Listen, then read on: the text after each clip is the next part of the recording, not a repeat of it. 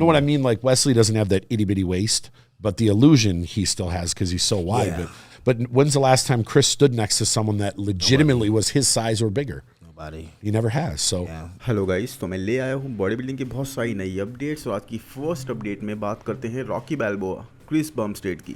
Yes guys, Rocky बैल्बोआ की तरह ही Chris बम्स्टेड भी हारने को तैयार ही नहीं है। बहुत सारे चैलेंजर्स आते हैं, 1-2 साल उनके साथ कॉल आउट में आते हैं, उसके बाद चैलेंजर्स चेंज हो जाते हैं, क्रिस वहीं के वहीं रहते हैं। और इस टाइम तो गाइस क्रिस बम्स्टेड ट्रेन भी बिल्कुल वैसे ही कर रहे हैं जैसे रॉकी बैल्बोआ को हम करते हुए देखते थे। It's first time in a while कि हमें इतनी सारी अपडेट्स ऑफ सीजन में भी मिल रही है क्रिस बम्स्टेड की, क्योंकि अगर हम किसी भी पहले के ईयर से कंपेयर करें तो क्रिस बम्स्टेड की हमें अपडेट्स बिल्कुल एंड टाइम पर लास्ट के 15-16 वीक्स में ही मिलनी स्टार्ट होती थी और उससे भी कम टाइम में। बट इस बार तो ऑफ सीजन में ही क्रिस ने अपडेट्स की झड़ी लगा दी है और I think this year will be the most difficult title defence of Chris Bumstead. अब ऐसा मैं क्यों बोल रहा हूँ? Because guys Wesley definitely is going to be improved. Wesley हर वक्त बहुत ज्यादा सीरियसली, इंटेंसली और पूरी डेडिकेशन के साथ ट्रेन कर रहे हैं। कोई भी वर्कआउट सेशन उनका ऐसा नहीं जा रहा जहाँ पे वो 100% से कम दे रहे हों। बट ठीक है, आप लोगों की तरह मैं भी इस चीज़ को मानना बहुत ज़्यादा ना इम्पॉसिबल सा फील करता हूँ कि क्रिस बम्स्टेड को बीट करा जा सकता है या फिर वेस्ली क्रिस बम्स्टेड को बीट कर देंगे। At the same time guys, हम लोगों को ये इग्नोर बिल्कुल भी नहीं करना चाहिए कि वेस्ली विजर्स ने 7th प्लेस से सीधे 2nd प्लेस तक के जितने भी कंपेटिटर्स थे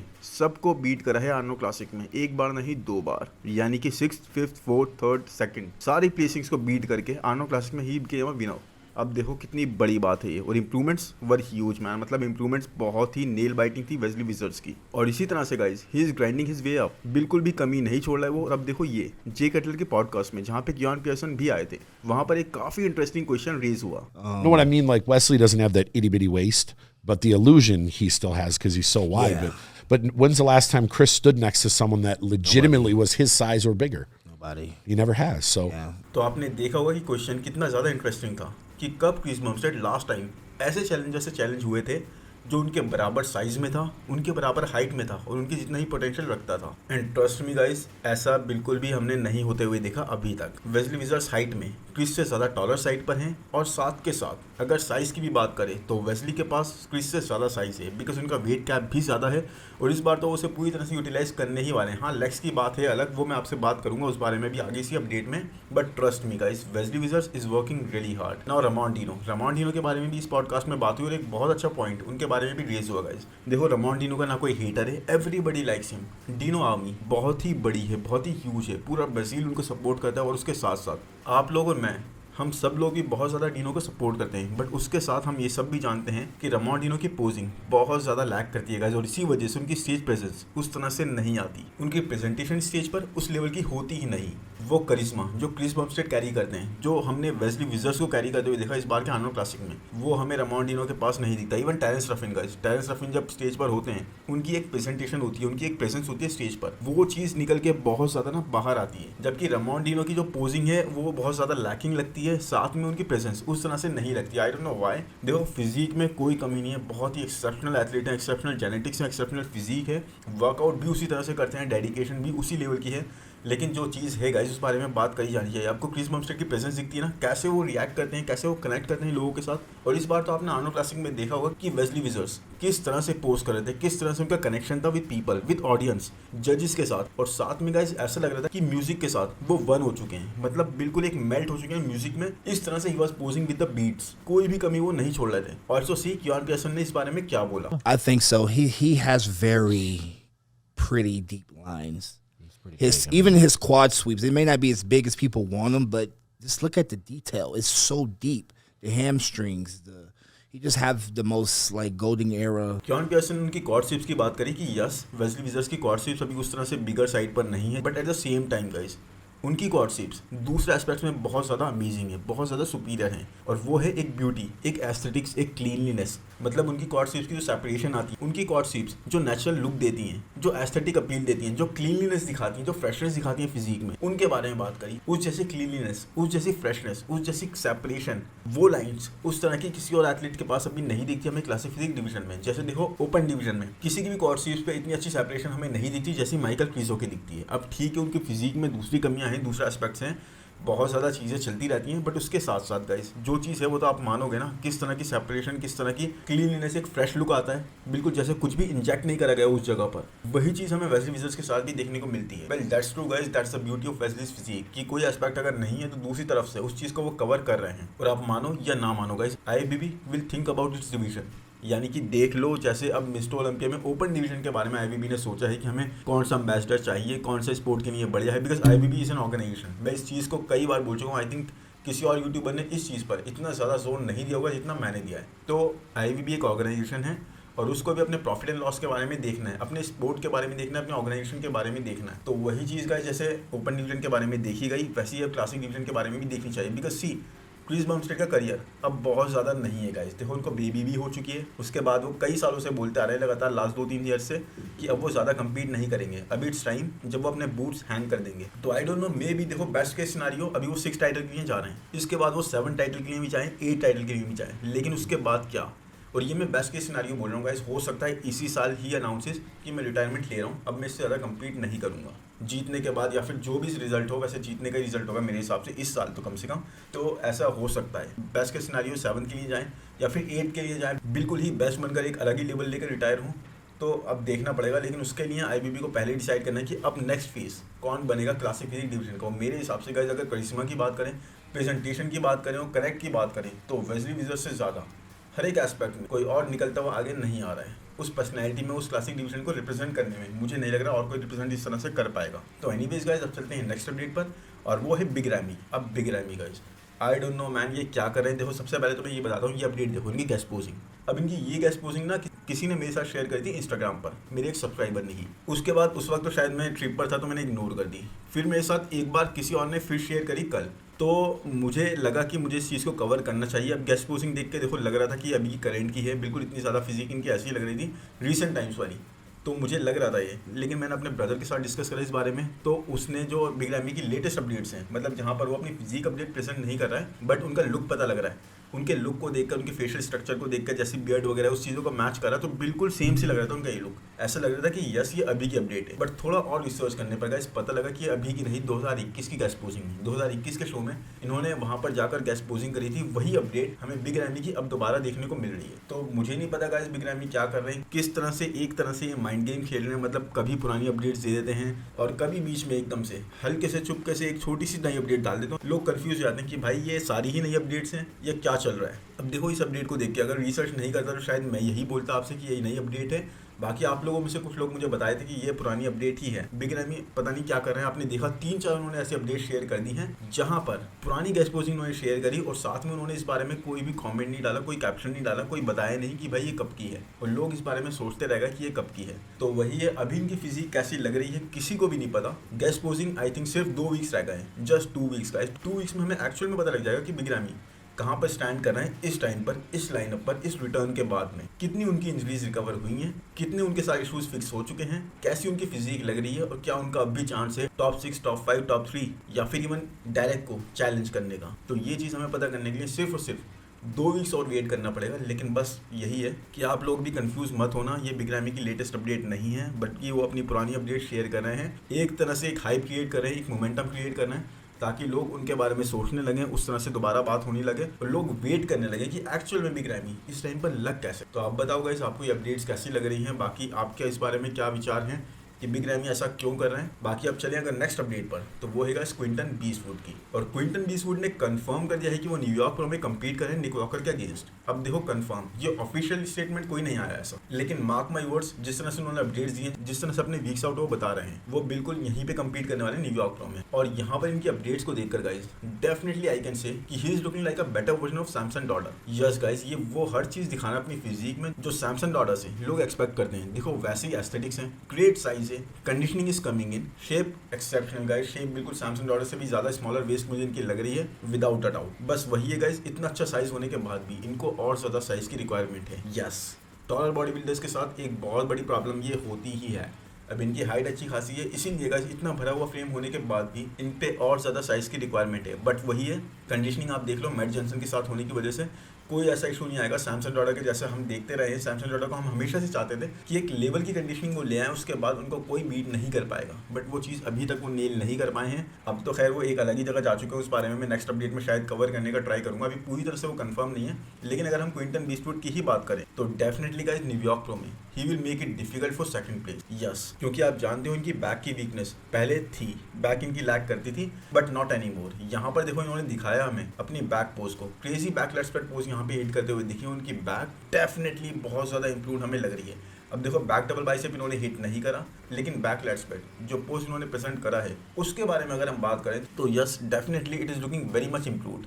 बाकी मैट जॉनसन ने बोला कि 18 मंथ्स का वर्क है ये, 18 मंथ्स इन्होंने साथ में वर्क करा है। उसके बाद में आप एक ही मौका पाते हो किसी भी एक एथलीट के साथ उसके डेब्यू के लिए, यानी कि आपको दूसरी अपॉर्चुनिटी किसी भी एथलीट के साथ दोबारा नहीं मिलेगी उसके डेब्यू के लिए, और आपको वो मौका पूरी तरह से कैपिटलाइज करना चाहिए जिसके अंदर उस एथलीट ने आप पर पूरी तरह से भरोसा करा हो। बाकी Quinton looking ready man, he is looking really impressive, such amazing lines, बहुत ही क्लासिक, बहुत ही अमेजिंग लाइन्स इनकी प्रेजेंट हो रही है यहाँ पर, और इतना ज़्यादा अपनी बैक को ये ब्रिंग अप कर लेंगे ये किसी ने एक्सपेक्ट नहीं करा था। एंड इतने ज़्यादा शेडिडी हो जाएंगे एकदम से, मतलब 275 पाउंड्स पे ये ऑपरेट करें और ओपन डिवीजन के होने के बाद भी गाइस एक टोटली क्लासिक डिवीजन की लाइन्स की प्रेजेंट कर रहे हैं, straight out of the 90s। और क्विंटन ने यहाँ पर कैप्शन भी डाला है कि अगर आप अच्छी तरह से कंडीशन नहीं हो, अगर आप प्रॉपरली कंडीशन स्टेज पर नहीं ला पाते हो, तो इसका सिर्फ एक ही मतलब है कि आपने उतना ज़्यादा हार्डवर्क नहीं करा, नहीं तो ऐसा पॉसिबल ही नहीं है कि आप उस तरह की पीक, उस तरह की कंडीशन डेल नहीं कर पाओ। मतलब जैसे कि बोला जाता है सैमसन डॉडा और एंड्रू जैक के बारे में भी बहुत ज़्यादा बोला जा रहा है कि भाई ब्लैक हो तो आपकी स्किन क्वालिटी, आपकी स्किन थिकर साइड पर होगी, तो इन्होंने उस चीज़ को पूरी तरह से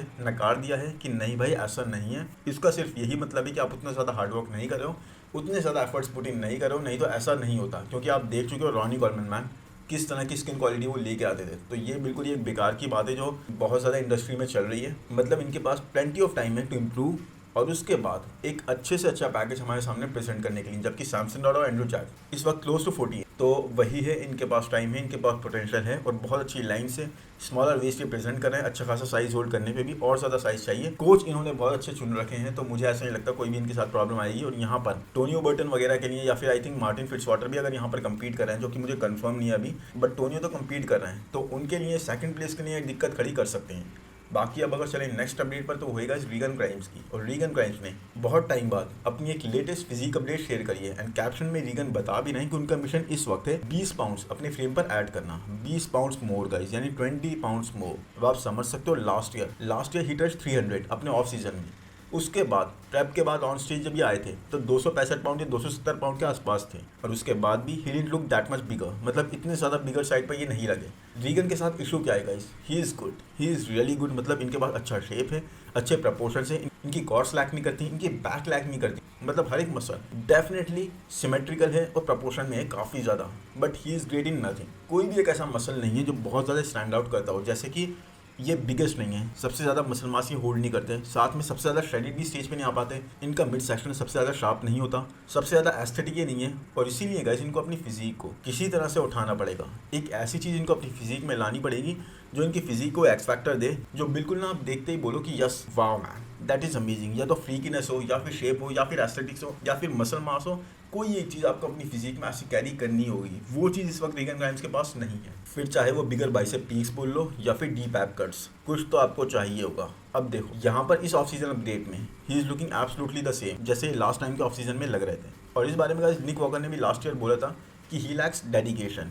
yes, Regan Grimes lacks dedication, वरना शेप बोल लो, एस्थेटिक्स बोल लो, प्रपोर्शंस बोल लो, कोई ऐसी कमी नहीं है, सब चीज़ें हैं इनके पास, बस उस तरह की डेडिकेशन, उस तरह का डिसिप्लिन इस स्पोर्ट को वो नहीं देते। नहीं तो अगर he gets committed he will be a very very good body builder. But let's see guys, last year तो इन्होंने टॉप 10 क्रैक कर लिया था, बट लास्ट ईयर का लाइनअप आप जानते ही हो, बहुत सारे एथलीट्स नहीं थे, तो this year does he even get qualified, क्या वो इस साल क्वालिफाई हो भी पाएंगे? बट देन अगेन गाइस, हमें इस चीज़ को सोचने की ज़्यादा ज़रूरत नहीं पड़ी, क्योंकि रीगन ग्राइम्स ने अपने यूट्यूब वीडियो में इस चीज़ को खुद ही आंसर कर दिया है, क्योंकि वो ले रहे हैं एक और साल पूरी तरह से of. Yes, he is taking another year of. अब इस बारे में रीगन ने ये बताया कि लास्ट ईयर देखो, लास्ट ईयर जब इन्होंने कम्पीट करा था उससे भी पहले इन्होंने एक साल का ऑफ लिया था, उसके बाद इन्होंने इंप्रूवमेंट्स करी और टॉप 10 क्रैक कर लिया। अब इस साल इनको ऐसा लगता है कि इनको 5 से 10 पाउंड, इस वीडियो में इन्होंने बोला 5 से 10 पाउंड मुझे मसल और चाहिए स्टेज पर, उसके बाद ही मैं कॉल आउट का पार्ट बन सकता हूँ। अभी तो मुझे अपनी फिजिक के साथ ऐसा नहीं लगता कि मैं फर्स्ट कॉल आउट का पार्ट बन पाऊंगा, तो ना मैं दुबई प्रो में कम्पीट करूंगा, ना मैं वैनकूवर प्रो में कम्पीट करूंगा, पूरी तरह से इस साल में ऑफ लूंगा। तो ये एक बहुत ही अच्छा डिसीजन मुझे लगा इनका, क्योंकि देखो चलो ठीक है, लाइनअप वीक वीक था लास्ट ईयर का, बट ही मेड इंप्रूवमेंट्स। इन्होंने साइज ऐड करा था, जो अभी भी इनको साइज की रिक्वायरमेंट है, इनको चेंजेस करने की रिक्वायरमेंट है, इनको इंप्रूवमेंट्स करने की रिक्वायरमेंट है। और अगर देखो इस साल ये आएंगे तो डेफिनेटली गाइस टॉप 10 क्रैक करना भी बहुत मुश्किल है, क्वालिफाई करना भी बहुत मुश्किल है। तो अपनी हाइप को, अपनी टॉप 10 की प्लेसिंग को खराब ना करते हुए आपके लिए बेटर यही है कि आप अच्छा एक ऑफ सीजन और लो, अच्छा एक टाइम दो इंप्रूवमेंट्स करने का। जब आपको लगे एक्चुअल में आप इंप्रूव कर चुके हो, आप अपनी लास्ट प्लेसिंग को बनाए रख पाओगे या फिर उससे ऊपर आ पाओगे, तब कंपीट करो। वरना वही अपना मोमेंटम जो आपने बना दिया, नीचे से आप ऊपर आ रहे थे, ऊपर से आप फिर से नीचे जाने लगोगे, तो वो चीज़ आपके लिए वर्क नहीं करेगी। तो एक अच्छा decision, we should really appreciate Reagan Grimes over here. But उसके बाद गाइस अगर नेक्स्ट अपडेट की बात करें तो वही बीफ स्टू की, और बीफ स्टू ने रिसेंटली एक अपडेट पोस्ट करी है जो कि 3.5 वीक्स 3 वीक्स आउट है। एंड डेफिनेटली गाइस यहाँ पर पता लग रहा है कि उन्होंने साइज पुट ऑन करा है, कंडीशन इनकी ऑन पॉइंट हो रही है and already seems ready. But जो चीज़ मुझे सरप्राइज कर रही है गाइस वो है मसल मैच्योरिटी। लास्ट ईयर से अब तक इन्होंने बहुत ज़्यादा मसल मैच्योरिटी इंक्रीज कर ली है, और जबकि इस स्पोर्ट में इतने ज़्यादा टाइम से नहीं है गाइस, ये नया मसल इनके पास इतने ज़्यादा टाइम से नहीं है, इतना ज़्यादा सीजन इन्होंने नहीं करा इसे। उसके बाद भी आपको इनकी मसल मैच्योरिटी अभी से इतनी ज़्यादा लग रही है, और इनकी एज आई थिंक 30 ईयर्स भी नहीं है, बट मसल मैच्योरिटी और मसल हार्डनेस इस लेवल पर अभी से, which is not very common. आप कई सारे बॉडी बिल्डर्स में इस टाइम पर ऐसी नहीं देखोगे। वैसे यहाँ पर इन्होंने back double bicep pose hit करा है, एंड मुझे तो यहाँ पर ये थोड़ा सा वीक अभी भी लग रहा है, और उस तरह से इनके लैट्स अभी भी ओपन नहीं हो रहा है वाइडर साइड पर, जैसे इनके पहले बोला जाता था, अभी भी वो कमी दिख रही है। बट आई थिंक यहाँ पर ये ज़्यादा इशू इनका पोजिंग का है, बिकॉज अगर ये चीज़ नहीं होती, इनके लैट्स नहीं होते, तो ना ही ये चीज़ इनके फ्रंट लैट स्प्रेड पोज में दिखती, ना ही बैक लैट स्प्रेड पोज में। बट वहाँ पर इनके लैट्स बहुत अच्छे से वाइड ओपन होते हैं, तो आई थिंक पोजिंग का ही थोड़ा इशू है, उस तरह से ओपन नहीं कर पाने किसी रीज़न की वजह से।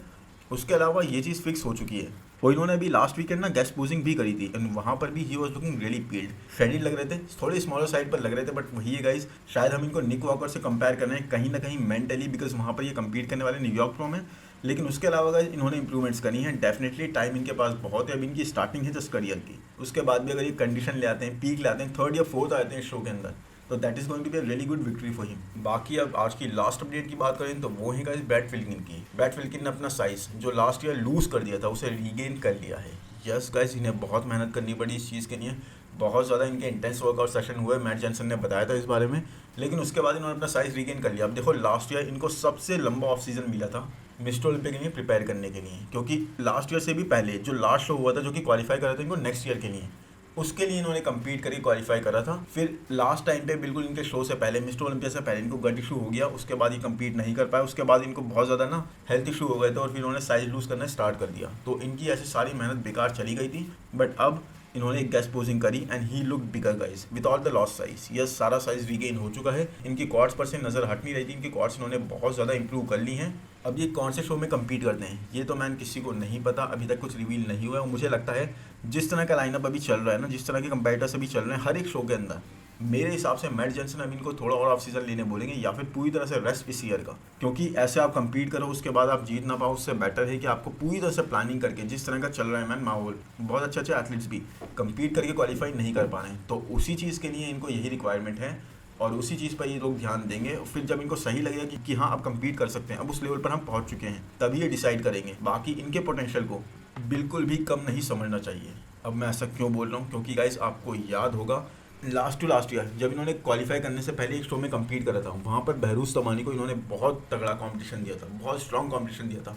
और Behrooz Tabani man, yes, mister Olympia में अभी तक हमें नहीं दिख पाए हैं, बट एक्चुअल में उनके पोटेंशियल को सब जानते हैं, उनकी कंडीशनिंग को सब जानते हैं, उनकी स्किन क्वालिटी को सभी जानते हैं, उनके स्ट्रक्चर को सभी जानते हैं, मतलब कहीं पर भी कमी नहीं छोड़ते। बहुत ही एलीट एथलीट है वो, और इसीलिए अगर उनसे बहुत तगड़ी कॉम्पिटिशन किसी ने करी है ना तो वो है ब्रैड विल्किन, इसलिए हम इनको कम नहीं आंक सकते। तो वही है, अब देखते हैं क्या होता है ब्रैड विल्किन के साथ, क्या ही डिसाइड करते हैं।